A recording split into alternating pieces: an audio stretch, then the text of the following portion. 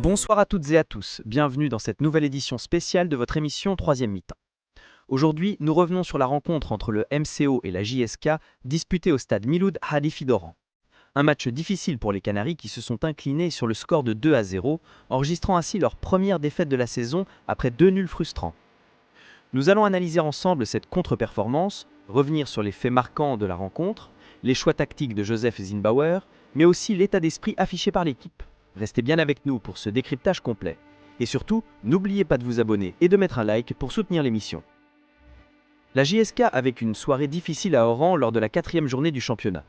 Battus par le MCO sur le score de 2-0, les Canaries enregistrent leur première défaite de la saison après 2 nuls déjà frustrants face à l'ES Ben Aknoun et l'Olympique d'Agbou.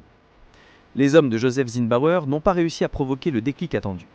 Face à une solide équipe du Mouloudia, les Kabyles se sont logiquement inclinés et voient ainsi leurs limites actuelles mises en lumière, incapables d'imposer leur jeu et de concrétiser leurs ambitions. C'est avec regret que nous avons assisté à cette première défaite de la JSK. Une prestation terne, sans âme, mal inspirée et désorganisée, aussi bien en première période qu'en seconde, où les Kabyles ont encaissé 2 buts logiques. Voici la fiche technique du match. Stade Miloud Hadéfi. Date 12 septembre 2025 à 19h. Conditions, pelouse en bon état, temps partiellement nuageux et 28 degrés ressentis. Affluence moyenne. Composition de l'équipe. Hadid, Nechat, Hamidi, Bencha, Belaïd, Sar, Bada, Boudebouz, Lahamri, Messaoudi, Mawius. Remplacement. 45 minutes, Lalou Akrib remplace Riyad Boudebouz. 45 minutes, Mehdi Mergem remplace Josaphat Arthur Bada. 67 minutes, Walid Malki remplace Ayman Abdelaziz Lahamri. 83 minutes, Mehdi Boudjema remplace Babacar Sarr. Arbitrage, Boudjema, Aban Arouiwa. Carton jaune, Boudebouz, 40 minutes. Bada, 43 minutes. Hamidi, 54 minutes. Le film du match. Difficile de relater le film du match, tant les occasions se sont faites rares.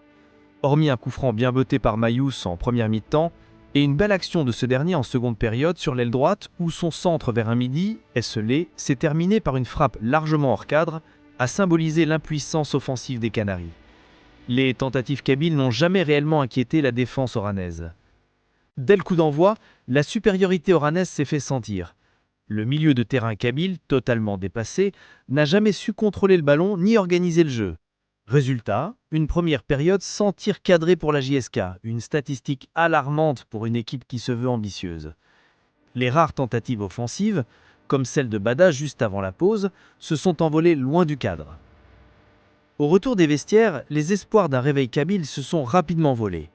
Une erreur défensive sur le côté gauche a permis au MCO d'ouvrir la marque à la 54e minute. Abattus, les hommes de Zinnbauer n'ont jamais trouvé les ressources mentales pour réagir. La fin de match a confirmé leurs difficultés, avec un pénalty concédé à la 86e minute qui a scellé définitivement le sort de la rencontre. Quelques joueurs comme Messaoudi, Maïous et Babacar Sarr ont néanmoins tiré leur épingle du jeu, se montrant impliqués dans les rares phases offensives et défensives. Mais dans l'ensemble, les efforts de Maïous, Hamidi ou encore de Bada se sont soldés par des tirs imprécis et stériles. Pourtant, toute la semaine, Zinnbauer avait insisté à l'entraînement sur l'efficacité et la finition. Un constat amer qui démontre que le staff technique a encore beaucoup de travail. Des choix de Zinnbauer sans effet. Pour cette affiche, Joseph Zinnbauer avait tenté 2 ajustements. Titulariser Babacar Sarr à la place de Boudjema, afin de muscler le milieu, et relancer Lahamri sur l'aile droite à la place de Mergem, pour dynamiser l'attaque. Mais ces changements n'ont pas permis de renverser la tendance. Le manque de cohésion et d'automatisme reste flagrant dans l'effectif. Pendant ce temps, certains joueurs écartés, comme Madani, Benatia, Cherir, Izem, ont suivi une préparation spécifique le matin même afin de rester dans le rythme, signe que le coach cherche encore son 11 idéal. Les failles mises en nu. Attaque trop isolée, sans imagination, ni tir dangereux, elle n'a jamais inquiété le portier oranais. Milieu, lent et friable, il a perdu trop de ballons et n'a pas su dicter le rythme. Défense, après avoir résisté en première période, elle a craqué sur 2 erreurs évitables qui ont coûté cher. Mais au-delà des aspects tactiques, c'est surtout le manque de caractère qui interroge. Dès l'ouverture du score, l'équipe a semblé résignée, multipliant gestes d'agacement et signes de découragement. Le seul point positif de cette prestation reste l'aspect physique. La JSK a semblé plus résistante que lors de ses deux précédentes sorties. Mais cette défaite met en lumière les lacunes de l'équipe. Un milieu de terrain transparent, une attaque inefficace et une défense souvent débordée, notamment sur le côté gauche où le MCO a obtenu un penalty et marqué le premier but dans des situations similaires, profitant de cette faille défensive complètement passive. Tactiquement, la JSK a échoué. Après une première mi-temps stérile avec une tactique semi-offensive, les Canaries se sont effondrés en seconde période, étouffés par un MCO mieux organisé. Un échec qui illustre le manque de cohésion et d'automatisme entre les joueurs. Cette première défaite, même si elle peut être tolérable pour une équipe en quête de titre, doit servir de leçon. À domicile comme à l'extérieur, la JSK n'a désormais plus le droit à l'erreur, si elle veut rester dans la course aux objectifs fixés par la direction. Voilà, chers amis, c'est la fin de cette édition spéciale de troisième mi-temps consacrée à la défaite de la JSK face au MCO.